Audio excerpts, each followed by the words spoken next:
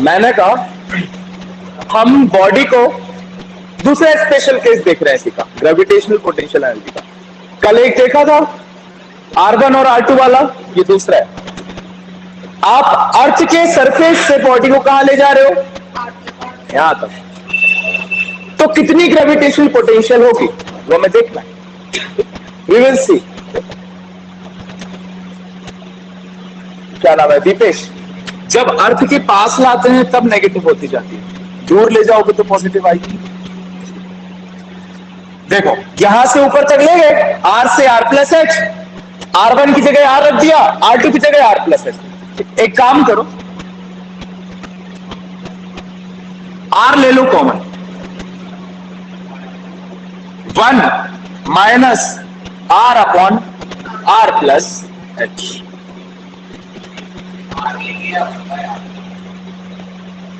अरे हो 1 by R common, 1 by R common, तब यहां से R निकल जाएगा और यहां R मल्टीप्लाई हो जाएगा। अब 1 बाय R को अंदर ले जाओ तो यहां पे 1 बाय R आ जाएगा, यहां पे R प्लस एच बचेगा। 1 by R is equals to GM upon R। ये 1 यहां से भी R अपॉन R हो जाएगा 1 और R upon H minus 1 plus R upon H। यही है ना?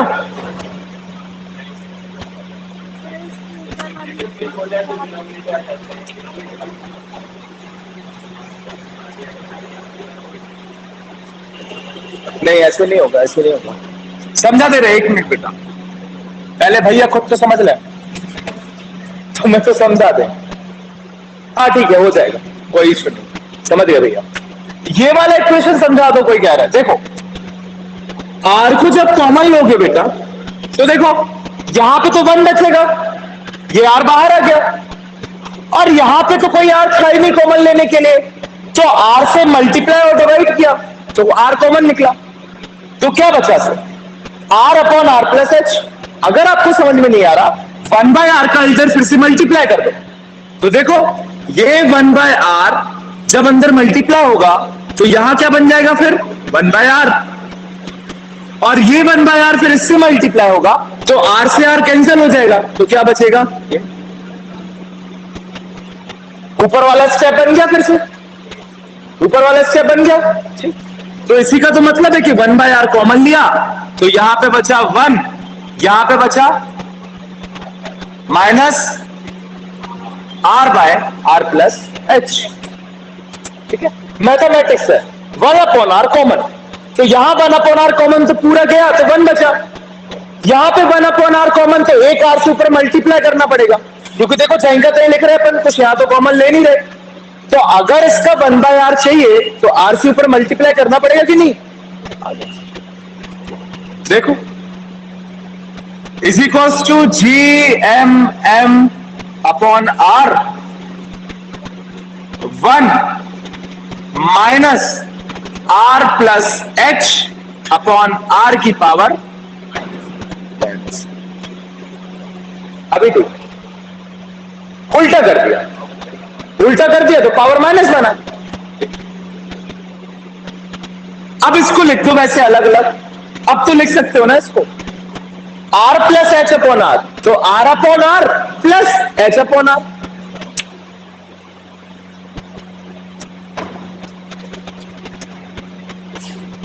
GM upon R, 1 minus bracket 1 plus H upon R की power -1, bracket close. Since H is very very less than R, तो एक step तक बाइनोमियल लग जाएगा, एक स्टेप तक बाइनोमियल लग जाएगा।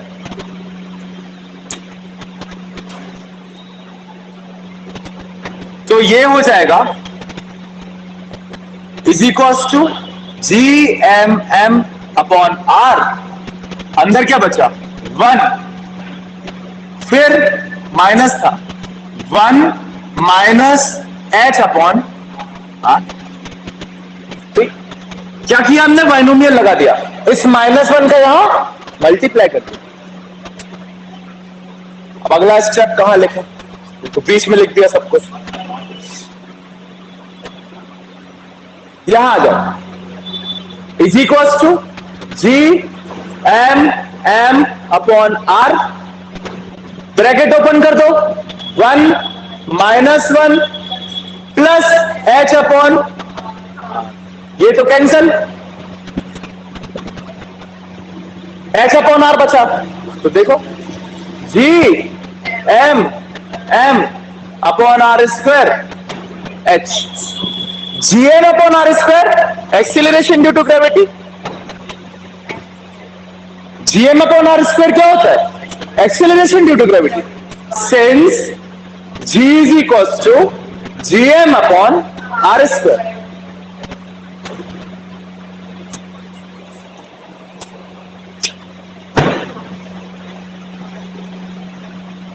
मानसे समझ आया?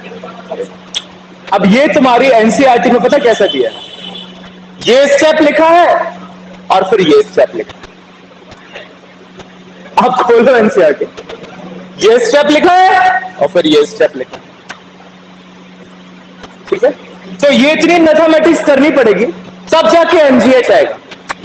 कुछ लोगों ने प्रेडिक्ट कर लिया, कौन से चैप्टर से, वर्क एनर्जी एंड पावर से, ग्रेविटेशनल पोटेंशियल एनर्जी कितनी निकल के आती है जब बॉडी को अर्थ सरफेस से ऊपर ले जाते हो, MGH.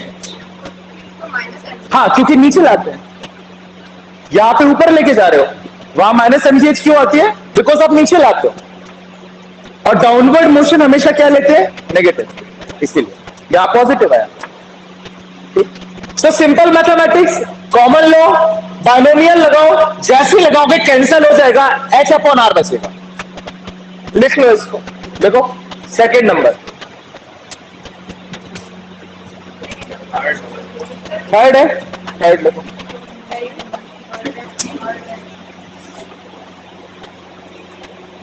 if a body is moved, if a body is moved from the surface of earth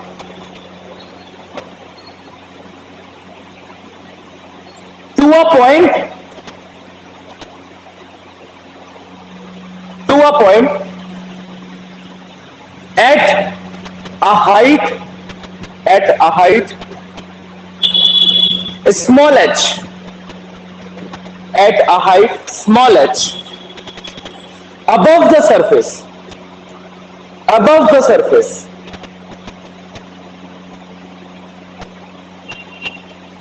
line change, then r1 is equals to small r1, beta, small r1 is equals to capital R, and small r2 is equals to r plus h। देखो r1 कितना हो जाएगा r, r2 कितना हो जाएगा r plus h, ये लिख दो यहां से, del u हो जाएगा change in potential energy is equals to G M M 1 upon R minus 1 upon R plus H. Side में ब्रैकेट में लिखना है तो लिख देना यूजिंग अबव फॉर्मूला, जस्ट ऊपर वाले फॉर्मूले का यूज किया है, जिसमें ध्यान रहे आपको।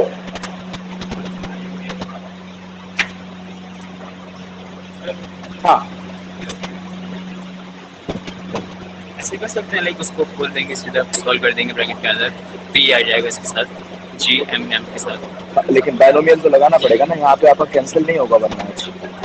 ओके, तो यहाँ पे कैंसिल, हाँ, इसीलिए उसको बाइनोमियल के फॉर्म में बनाना पड़ेगा।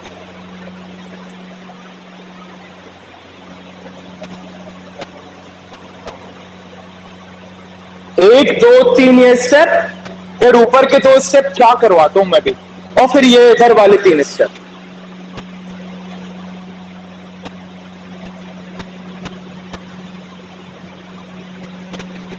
ये अच्छा हो, ये रिकॉर्डिंग सिर्फ अपने लिए है।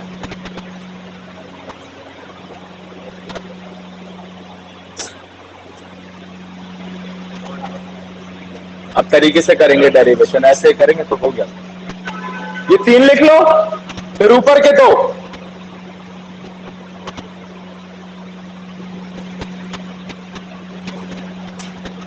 जहां पे ये वाला स्टेप लिखोगे, साइड में क्या लिखोगे ब्रैकेट में? Using binomial theorem.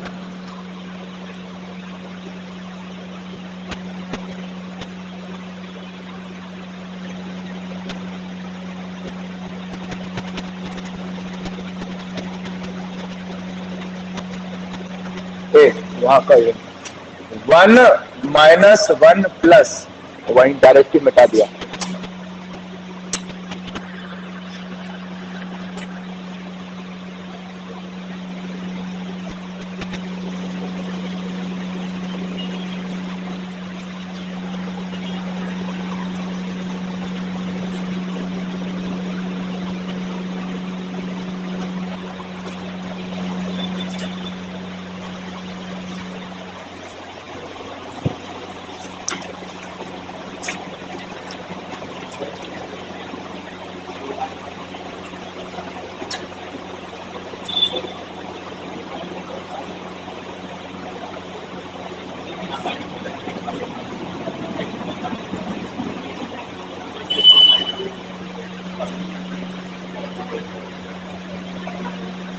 हो गया?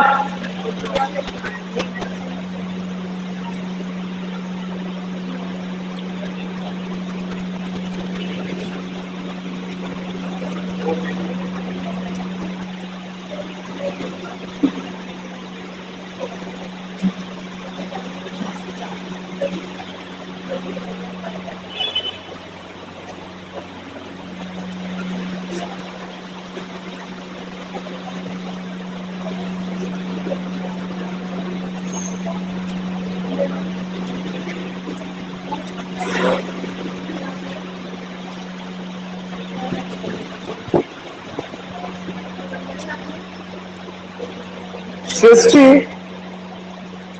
बेटा आप रोज लेट क्लास ज्वाइन करते हो, क्यों? एक टॉपिक हो चुका होता है।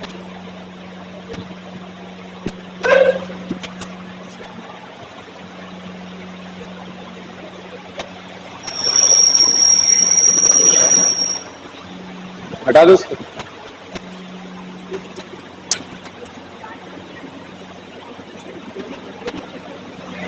ये टॉपिक खत्म हो गया। एक छोटा सा साइड टॉपिक। हाँ,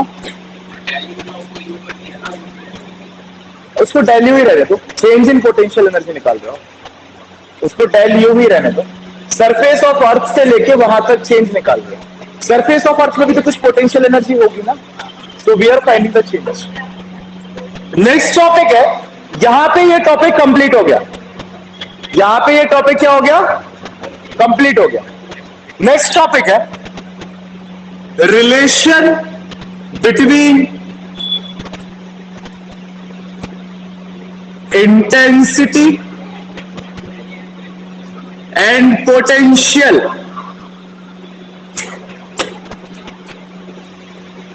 इंटेंसिटी के साथ ब्रैकेट में लिखना आई वेक्टर या आई, और पोटेंशियल के साथ लिखना वी।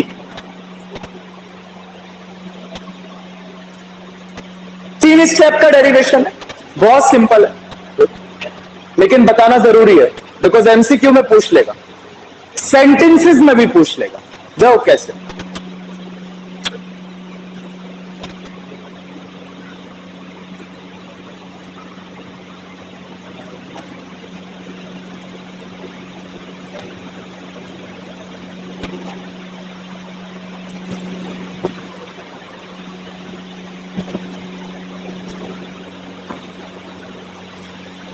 बना लो, फिगर भी बना लो।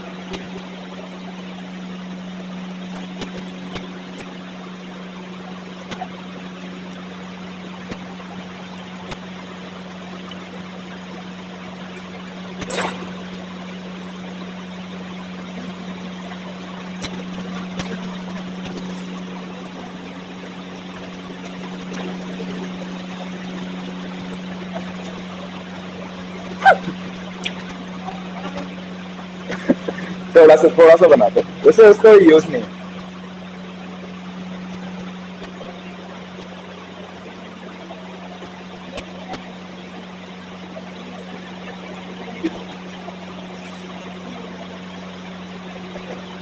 So is it Earth or any other planet? This is Earth. You can consider it as an Earth. An Earth. देखिए, अर्थ है, अर्थ की ग्रेविटेशनल फील्ड इंटेंसिटी मान लो क्या यूनिफॉर्म है, दैट इज आई। अर्थ की ग्रेविटेशनल फील्ड इंटेंसिटी मान लो क्या है, यूनिफॉर्म, दैट इज ई। आपका कोई मास है m जो कि b पे बैठा हुआ है, ये मास इस अर्थ की इंटेंसिटी के कारण कितना फोर्स एक्सपीरियंस करेगा?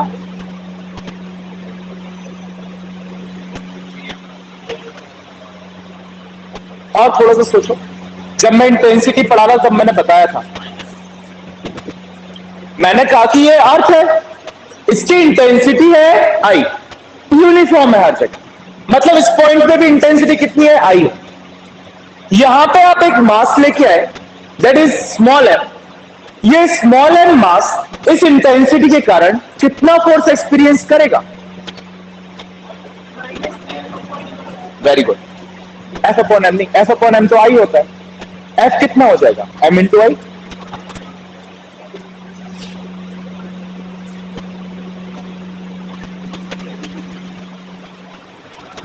जब मैं पढ़ा रहा था इंटेंसिटी, तब मैंने बोला था इंटेंसिटी होता है force experienced by unit mass. Earth की ग्रेविटेशनल फील्ड इंटेंसिटी कितना होगा, force experienced by the unit mass. कोई भी यूनिट मास उस पर्टिकुलर पॉइंट पे अर्थ के कारण कितना फोर्स एक्सपीरियंस कर रहा है, वो क्या है, उसकी ग्रेविटेशनल फील्ड इंटेंसिटी। आपने इंटेंसिटी निकाल ली अर्थ की, दैट इज आई। अब तुम क्या कर रहे हो, कोई और मास लेके आ रहे हो यूनिट मास के अलावा, तो अब यूनिट मास के अलावा कोई और मास लेके आओगे उस पॉइंट पे, तो वो मास अर्थ की इंटेंसिटी के कारण कोई फोर्स एक्सपीरियंस करेगा कि नहीं करेगा? ऑफ कोर्स करेगा। एक तो आपका तरीका है G M M upon R square, दूसरा आप इससे भी तो निकाल सकते हो, अगर ये m0 ना हो कि क्या है m, तो f कितना हो जाएगा, I vector into m। Yes और नो? I होता है f upon m, force experienced by unit मास, तो f कितना हो जाएगा, I into m। So can I right like this, force experienced by mass at point b is m into I vector. This is the force. ठीक, अब देखो ये particle यहां पे इतना फोर्स एक्सपीरियंस कर रहा है, आपने यहां से बी से लेके इस मास को कहां लेके आ रहे हो, ए, तो आप क्या करोगे, वर्क। आप बी से लेके इस मास को कहां ला रहे हो, ए, तो आप क्या करोगे, work. That work would be W is equals to F dot dr, force into displacement, F dot dr। Force या इंटेंसिटी का डायरेक्शन ये है, आप डिस्प्लेसमेंट इस डायरेक्शन में कर रहे हो, तो F dr cos 1 dw, so my dw is equals to, F की जगह वैल्यू रख दो, एक तो cos 180 का आ गया माइनस साइन, एफ की वैल्यू कितनी है, एम आई।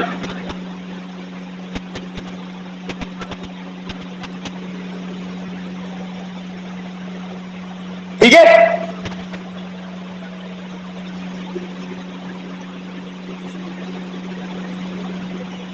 बस और कुछ तो नहीं है, cos 180 का माइनस लगा दिया, एफ की जगह एम आई रख दिया और डी आर का D are.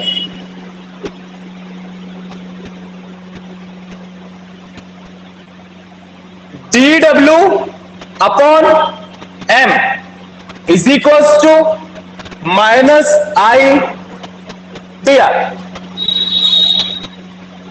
Work done to move a मास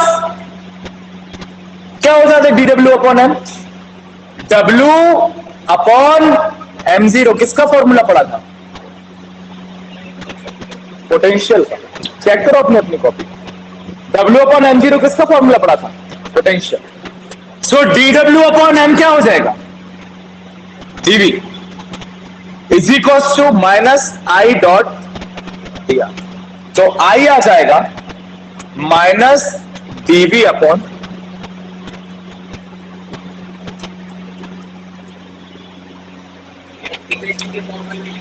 नहीं नहीं, आपको इस फॉर्म में से लिखना है because this is called potential gradient.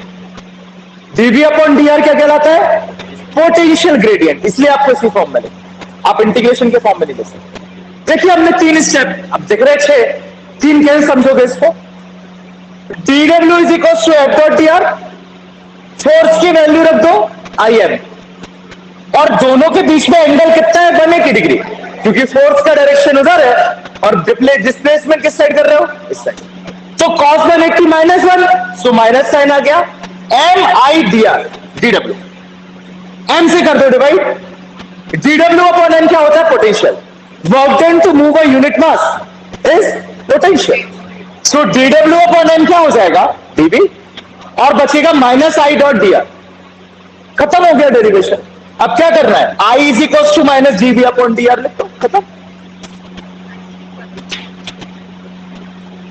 I is equal to minus dv upon dr। So intensity of any body is equal to the potential gradient, or you can say the decrease in the potential gradient. किसी भी body की intensity किसकी equal होती है? Decrease in the potential gradient. Same formula you will get in class 12। Same electric field is equal to minus dv upon dr। यहां पे कौन सी फील्ड है? Gravitational field. यहां कौन सी है? इलेक्ट्रिक की। Same formula, same derivation you will get in class 12। अभी जो क्लास 12th में बच्चे हैं उनने क्लास 11th में ये डेरिवेशन नहीं पढ़े, उनको नहीं लग रहे थे कि ये सब कहां से क्या है, पोटेंशियल क्या है, potential gradient. I asked them कि आपने क्लास 11th में ग्रेविटेशन पढ़ा होगा? तो बोले हाँ पढ़ा सा तो था सर। खैर बात खत्म हो गई बात, ठीक है। सो आप लोग कम से कम इसको सीरियसली पढ़िए। आपको 12th में पूरा का पूरा चैप्टर 2 कॉपी मिलेगा, आई कैन गारंटी। वहां पर इनको बिल्कुल मेहनत नहीं करनी पड़ेगी अगर आपने आप अच्छे से पढ़ लिया तो। सीधी सीधी एनालॉजी है, सीधी सीधी एनालॉजी। किसकी? न्यूटन की कूलम से। पूरी एनालॉजी, एक भी चीज तो कूलम ने उल्टी सीधी नहीं बोली। आप देखना, आप कहीं भी फिजिक्स पेज पे आपको मीम्स मिलेंगे जिसमें वो बोलते हैं कि कूलम पूरा कॉपी करते हैं न्यूटन को। तो सोचो पूरा इलेक्ट्रोस्टैटिक बन जाएगा अपन पे अगर ग्रेविटेशन पढ़ लिया।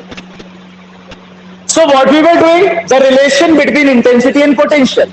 हम इंटेंसिटी और पोटेंशियल के बीच में रिलेशन निकाल रहे थे। इंटेंसिटी को लेके चले, पोटेंशियल पे खत्म कर दिया। अगर आप बोर्ड पे ना भी देखो तो आपको पता है इंटेंसिटी क्या होती है? F into M. ठीक, पहला स्टेप। फिर आप निकाल लो क्या? Work done to move the particle, force into displacement. Force कितना आ गया? I इंटू एम, और डिस्प्लेसमेंट कितना है? dr। I M dr cos 180, because दोनों अपोजिट डायरेक्शन में। उसके बाद सॉल्व कर दो। F dot dr m I dot dr हो गया सॉल्व। देखा जाए तो डेरिवेशन यहीं तक है, क्योंकि dv अपॉन m आपको पता है, सॉरी dw अपॉन m क्या होता है? dd। तो यहां पे dv लिखा हुआ है, हमें दिख नहीं रहा।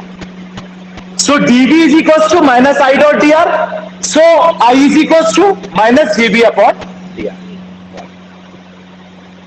This is the relation between intensity and potential. देखो ये फिगर बनाओ। हाँ बनाओ।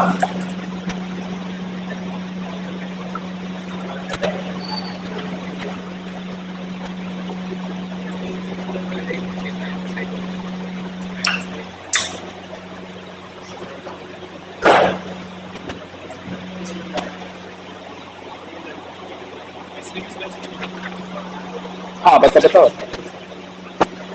सरफेस पे ग्रेविटी सबसे ज्यादा होती है। सरफेस पे ग्रेविटी सबसे ज्यादा होती है। हाँ मतलब फोर्स सबसे ज्यादा होगी यूनिट मास के लिए सरफेस पे होगी। हाँ फिर दूर होते जाते कम हो जाएगी। हाँ हाँ हाँ तो इंटेंसिटी भी दूर होते होते कम होगी। हाँ हाँ हाँ। बट यहाँ पे मैंने लिखा है बढ़ रही है लाइक इंटेंसिटी उस तरफ नहीं बढ़ थोड़ी रही, डायरेक्शन ऑफ इंटेंसिटी, अच्छा तो सोर्स सिर्फ डायरेक्शन, सोर्स से बाहर की तरफ। मुझे लगा वो बढ़ती है। नहीं नहीं, इंक्रीजिंग डायरेक्शन नहीं है, डायरेक्शन ये तो वेक्टर बनाया। लिखिए, consider 2 points F. Consider 2 points A and B, capital A and capital B. Distance comma लगा के, distance dr, small dr, apart from each other, in a uniform gravitational field intensity, in a uniform grav field intensity, I vector, I के ऊपर vector,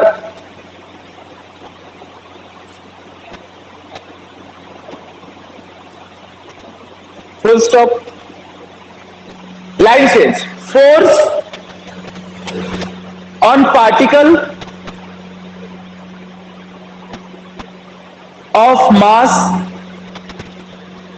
small m, force on particle of mass small m at point B,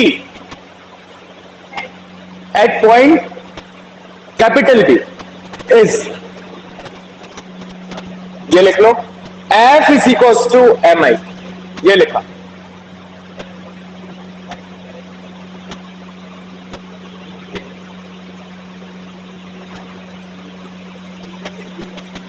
Line change. Therefore, work done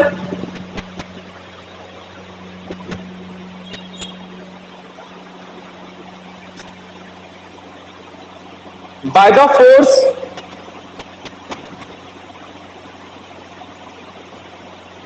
for the displacement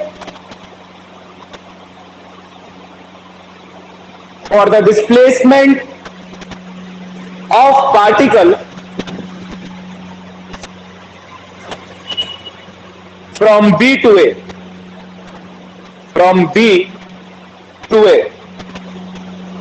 dW is equals to F dot dr.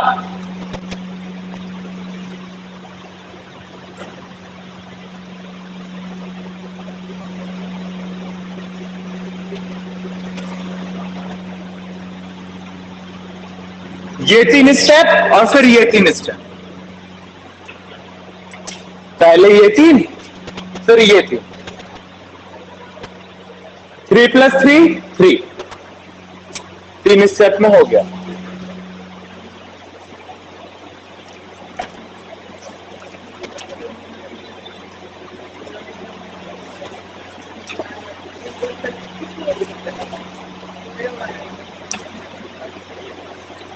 पूरा complete लिखना है। भैया हाँ लिख लो, हाँ बताओ बस। ये इस डायरेक्शन में इंटेंसिटी है या फोर्स है ऊपर वाली? दोनों दोनों दोनों दोनों। ये बट ग्रेविटी, अरे वो फोर्स तो, हाँ वो हम समझ रहे हैं, हाँ ठीक है ठीक, देख नहीं नहीं समझ रहे, बता रहे थे।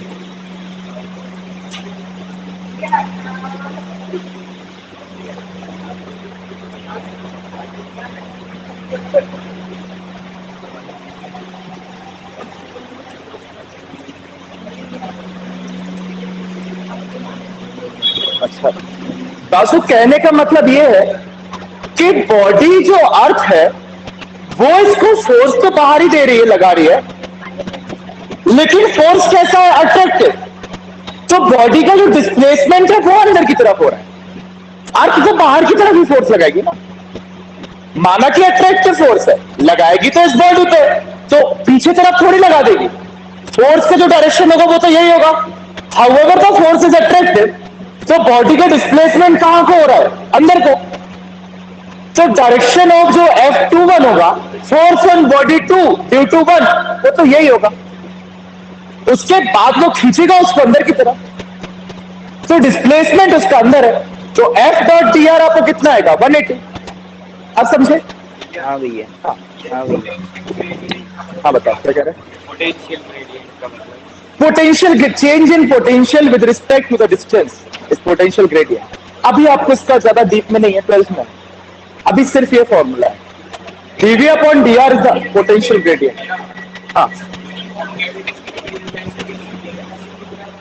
Okay,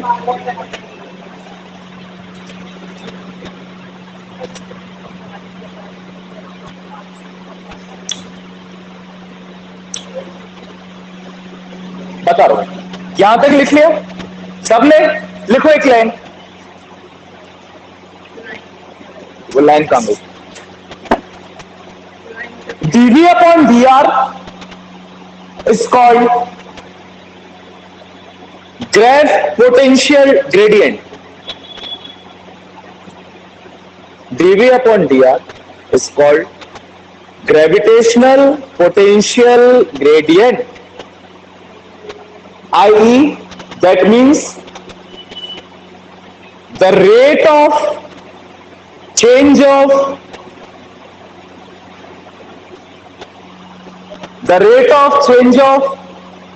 gravitational potential WRT with respect to distance, with respect to distance.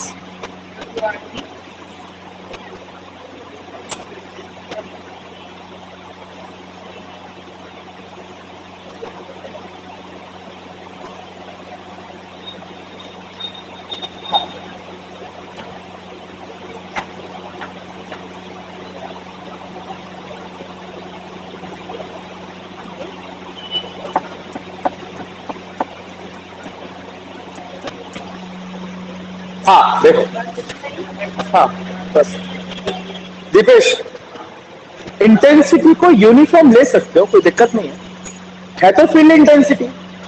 आप चाहते हो तो इसको यूनिफॉर्म कर सकते हो, आप चाहते हो तो इसको नॉन यूनिफॉर्म। जिस जिस फैक्टर्स पे डिपेंड कर रही है उन फैक्टर्स को फिक्स कर दो तो ये कांस्टेंट हो जाएगी या यूनिफॉर्म हो जाएगी, या फिर फैक्टर्स को वेरी कर दो तो फिर ये क्या करने लगी? वेरी करने लगी। जैसा भी इलेक्ट्रिक फील्ड भी देखेंगे, electric field could be uniform, could be variable. So uniform intensity create की जाती है। You fix the factors around yourself, you can fix the gravitation and it is possible. Practical है, मतलब ऐसा नहीं है कि थ्योरेटिकल कॉन्सेप्ट है, it can be possible. You can make the intensity uniform. हाँ, एनर्जी नहीं कहेंगे, पोटेंशियल ही कहेंगे वो। हाँ, वो कोई भी मास लेके आओ, वही ठीक है, स्टिल इट इज पोटेंशियल। ये अभी क्लास के बाद उसको भर के 2 लेनी है मुझे, और still it would be potential. देखो जैसे अपन ने यहाँ पे भी तो I अपॉन m जो लिया था तो ये यूनिट था, but still we are taking it as a intensity. ये m0 होना चाहिए था ना, नहीं है, फिर भी तो हम कंसीडर कर रहे हैं। सो ये क्या होता है, ये फॉर्मूलेज जो है ना बेटा, ये सिर्फ वहां तक यूनिट मास के लिए रहते हैं, उसके बाद जनरलाइज हो जाते हैं। आप पोटेंशियल का formula work done upon charge, sorry, या वर्क डन अपॉन मास कहीं भी यूज कर सकते,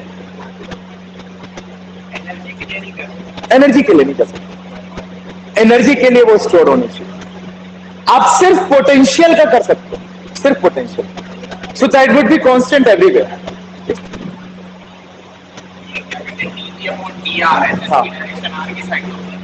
हाँ, इसकी डायरेक्शन आ रही, minus sign opposite. Satellites finally बहुत दिन से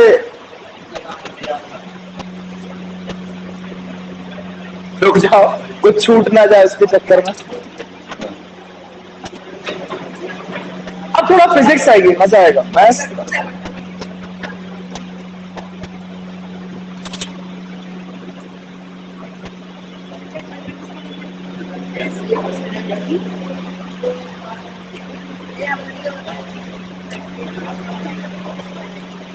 दुर्गेश, सैटेलाइट की स्पेलिंग बताओ।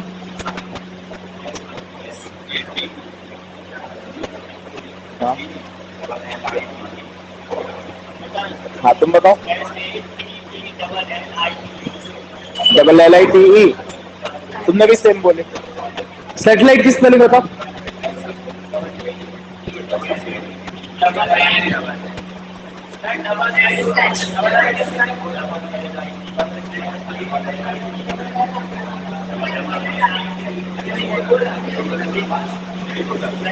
हम कहाँ कह रहे गलत बोला था यार, चढ़ जाते हो बिल्कुल। मैंने कहा क्या गलत बोला था? हेडिंग डालो।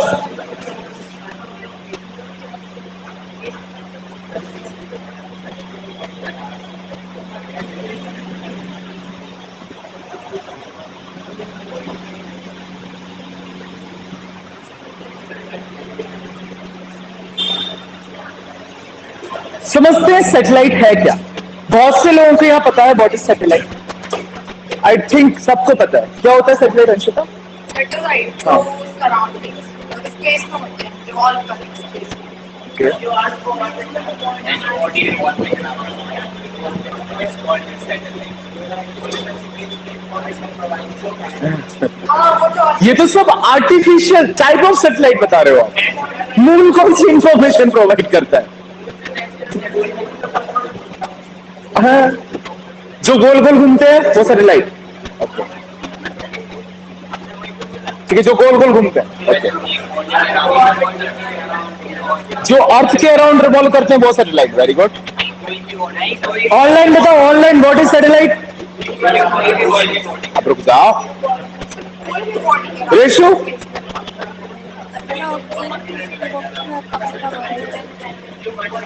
okay, a celestial body revolving around the planet.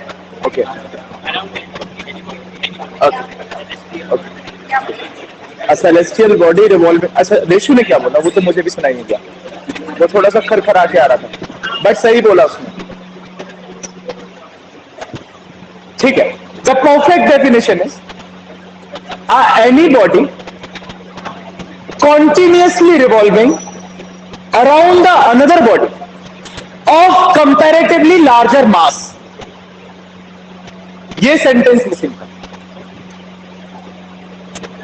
कोई भी बॉडी जो कंपैरेटिवली अपने लार्जर मास की बॉडी के अराउंड किसी ऑर्बिट में क्या कर रही है? गोले लगा रही है। कोई भी बॉडी, जैसे मान लो दिस इज अर्थ,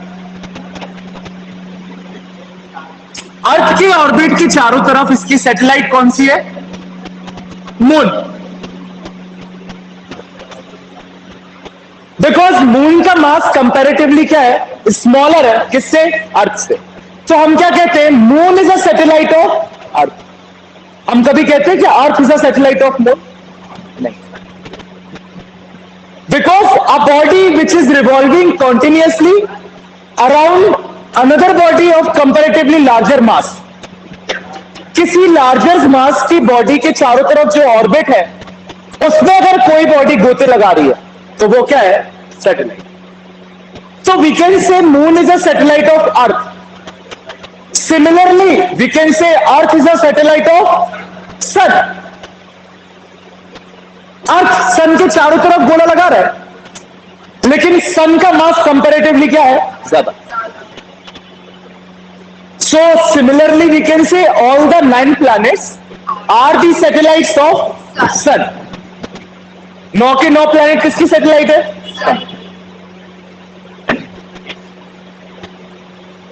ये सारी सैटेलाइट नेचुरल है, क्योंकि these are made by the God or whatever, by the nature. So these are called natural satellites. जैसे कि जुपिटर और सैटर्न की आई थिंक 16 और 18 नेचुरल सैटेलाइट्स हैं। हम कहते हैं कि सैटर्न के 16 मून है और जुपिटर के 18, या फिर जुपिटर के 16 और सैटर्न के 18।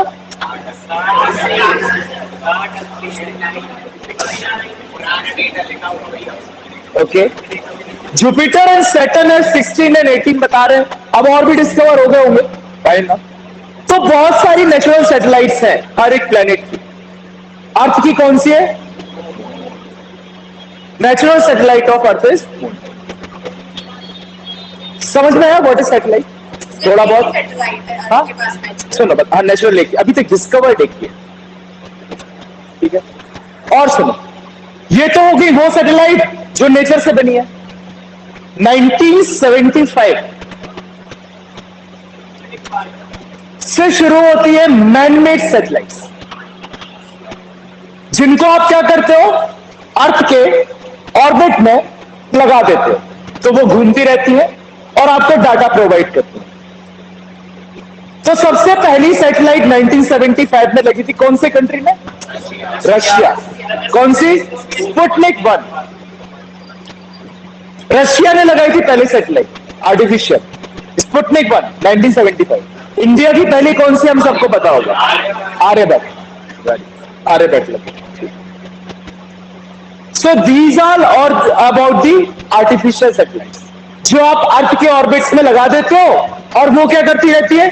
घूमती रहती है। इतना तो हम सबको पता है। What is the principle of satellite? That is important. Satellite के पीछे फिजिक्स क्या है वो हमें समझनी है। सैटेलाइट का प्रिंसिपल क्या है? ऐसे कैसे तुमने जाकर सैटेलाइट वहां छोड़ दी और वो गोल गोल स्टेबली घूम भी रही है? What is the physics behind it? That we should know. तो उसको हम अब समझने की कोशिश करें, ठीक है, कि what is the physics behind satellite. अच्छे से समझना, इंटरेस्टिंग है। दिस इज योर अर्थ।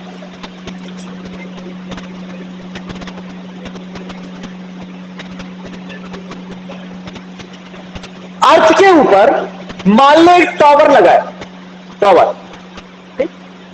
ये टावर इतना ऊंचा है कि अर्थ के एटमॉस्फेयर को क्रॉस कर जाए, अर्थ के एटमॉस्फेयर को क्रॉस कर जाए। तो आप यहां पहुंच गए, यहां पे आप खड़े हो। सुनो, यहां से आप क्या करोगे? किसी बॉडी को फेंकोगे हॉरिजॉन्टली किसी पर्टिकुलर स्पीड से, तो वो बॉडी कैसा मोशन करेगी? प्रोजेक्टाइल। और अर्थ में आगे क्या कर जाएगी? गिर जाएगी। अरे ग्रेविटी के तो अंदर है ना, it is under the effect of gravity. So the body which is doing the motion under the effect of gravity is called projectile. किसी भी बॉडी को आप हॉरिजॉन्टली फेंकते हो ऊपर डायरेक्शन में, वर्टिकल डायरेक्शन में, तो वो कैसा मोशन करती है? प्रोजेक्टाइल। आपने यहां खड़े होके किसी बॉडी को ऐसा फेंका, अर्थ पे एक टावर लगाया, उस टावर पे गए एटमॉस्फेयर के बाहर और आपने किसी बॉडी को क्या किया? फेंका।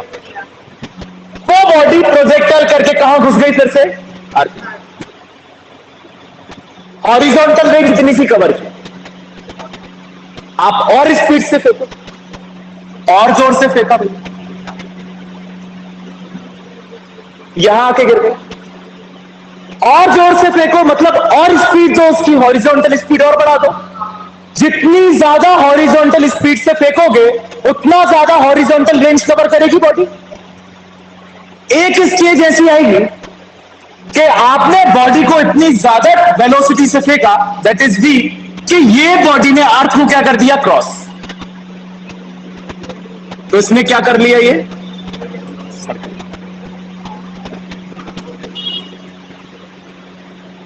आपने इतनी स्पीड से बॉडी को फेंका कि बॉडी अर्थ को छोड़ गई, निकल गई आगे। लेकिन अभी भी वो किसको ढूंढेगी? अर्थ को। क्या मैं घुसना किसके अंदर है? इसी के अंदर। तो ढूंढने के चक्कर में ये देखो, ये घूम गई, यहां ढूंढने के चक्कर में फिर से घूम गई। ढूंढते ढूंढते ढूंढते ढूंढते पूरा क्या कर लिया उसने? एक circular path, stable circular path लगा लिया। समझे? This minimum speed with which you throw a satellite or a body so that it will cover a circular stable path is called orbital speed. क्या कहलाती है ये? Orbital speed. आपको इस minimum orbital speed से यहां से सैटेलाइट को फेंकना है, तो सैटेलाइट इस ऑर्बिट में क्या करेगी? सर्कुलरली घूमेगी. इससे स्लो फेंकोगे तो अर्थ के अंदर घुस जाएगी, under the effect of gravity. Free fall. इतनी स्पीड से फेंको कि ये देखो ना, ये क्रॉस कर जाए, यहां आ जाए. अब ये क्या करेगी? ढूंढेगी अपने फ्री फॉल को कि हम कहीं ना कहीं ग्रेविटी में फॉल कर जाए, लेकिन नहीं मिलेगा. ढूंढते ढूंढते ढूंढते ढूंढते क्या कर जाएगी? घूम जाएगी. So it will make a stable circular path, और फिर कॉन्टिन्यूअसली उसी स्पीड से उसी पाथ में क्या करती रहेगी? This is the principle around cycle. खुश हो. हाँ, ये ग्रेविटी के अंदर है. 36,000 किलोमीटर तक जहां पे आप अपनी जियो सिंक्रोनस सैटेलाइट लगाते हो, वहां तक आपका ग्रेविटी का इफेक्ट है. एटमॉस्फेयर के बाहर ही है ना, एटमॉस्फेयर के बाहर तक तो है.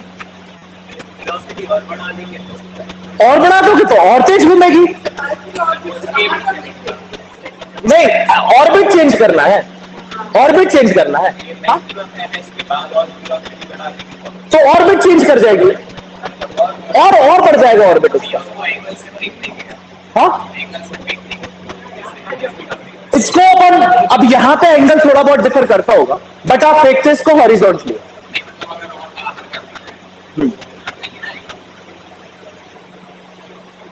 अच्छा, यहां पे आप कह रहे हो कि एंगल बढ़ा दो तो और ज्यादा बाहर को चली जाएगी. ठीक है, 45 के आसपास ये फेंकते होंगे मैक्सिमम रेंज के लिए, 45 के आसपास रखते होंगे. उसके बाद ये वेलोसिटी को काउंट करते होंगे, एंगल को ये करते होंगे मैक्सिमम 45, क्या आपकी रेंज क्या आ जाए? मैक्सिमम आ जाए. फिर यहाँ पे वेलोसिटी को देखते होंगे, वेरी करते हैं. हाँ, क्या? ये v ही ऑर्बिटल वेलोसिटी है, इसी को ऑर्बिटल स्पीड कहते हैं. यही है ऑर्बिटल स्पीड.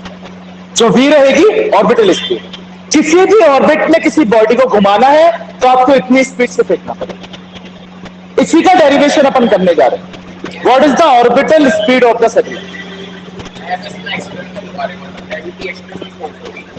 हाँ, ठीक है. एक्सटर्नल इंटरनल में क्या को जा रहा है? फोर्स करना.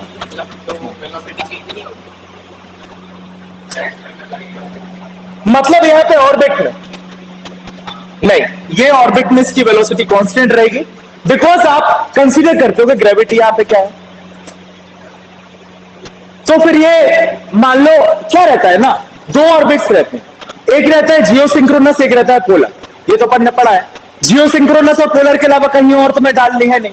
तो जियो सिंक्रोनस के आसपास के ऑर्बिट्स की तुम्हें स्पीड पता है और ग्रेविटी पता है, उस हिसाब से फेंक दो. उस पूरे ऑर्बिट में तो ग्रेविटी कांस्टेंट होगी ना. पता ये कह रहे हैं. तो इतना ज्यादा ग्रेविटी का इफेक्ट नहीं करता.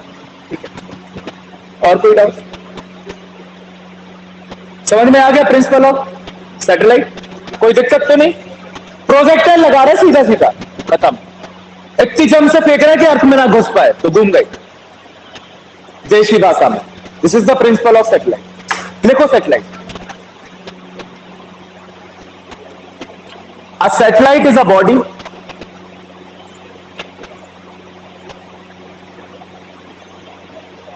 which is revolving. A satellite is a body which is revolving continuously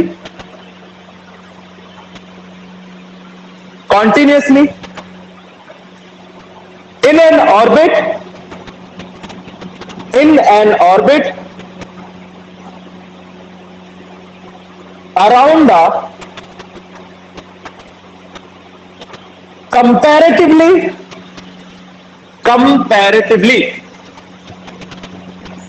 much larger body. Around a comparatively much larger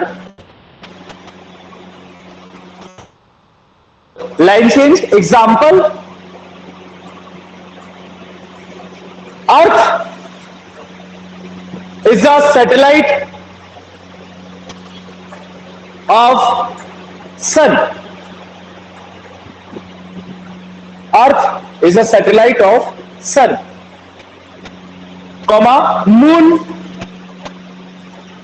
is a satellite of Earth.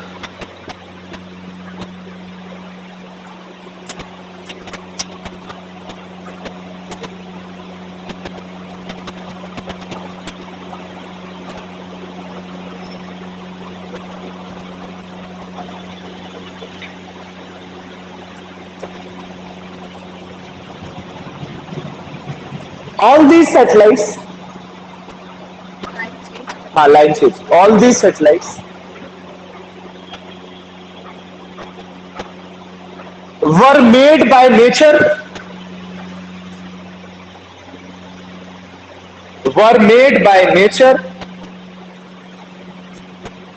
comma, thus called natural satellite. Natural satellites.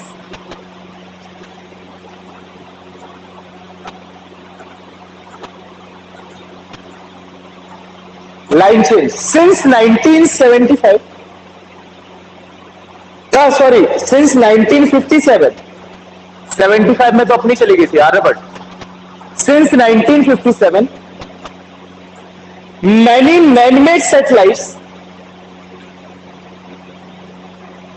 man-made satellites have been put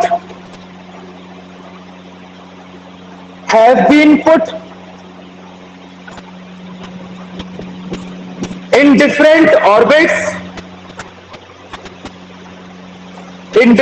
orbits around the Earth.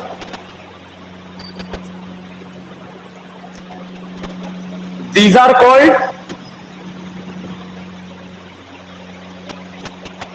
called artificial satellites.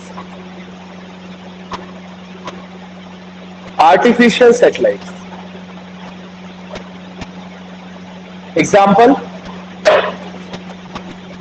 Sputnik 1. Sputnik की spelling पता होगी, vaccine लग रही है अभी. आर्यभट्टा,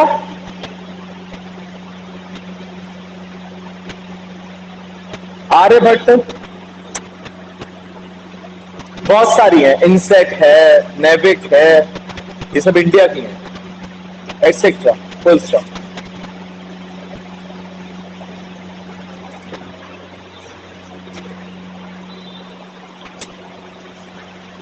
देखिए, principle of heading, principle of launching a satellite. Principle of launching a satellite.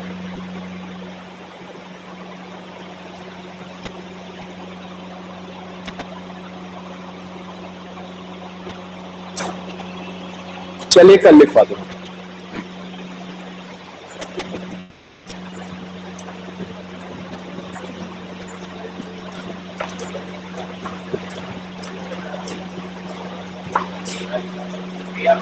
अगर movie का पढ़ाना हो तो क्या करेंगे? इंग्लिश की है ना, मूवी का पढ़ाना है. ओमेगा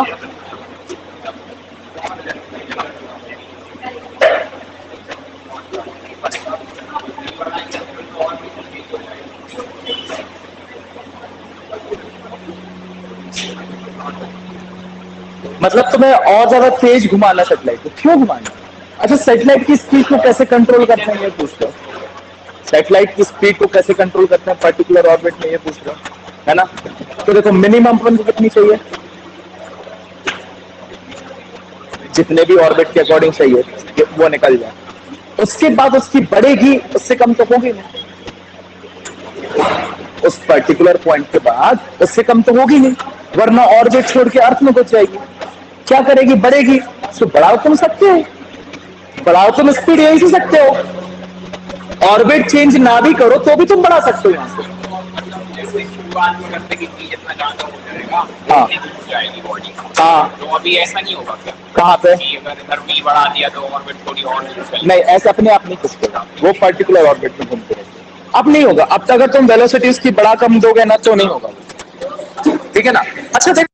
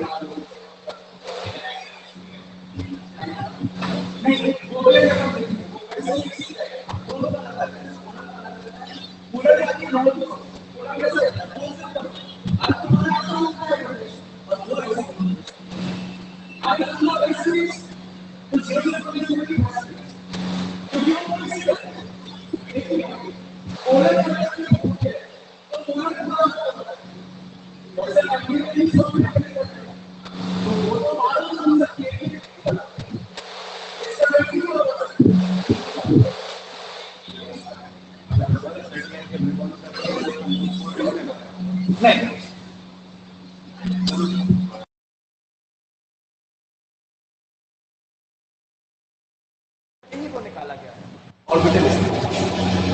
इसमें आप क्या कंसीडर करते हो?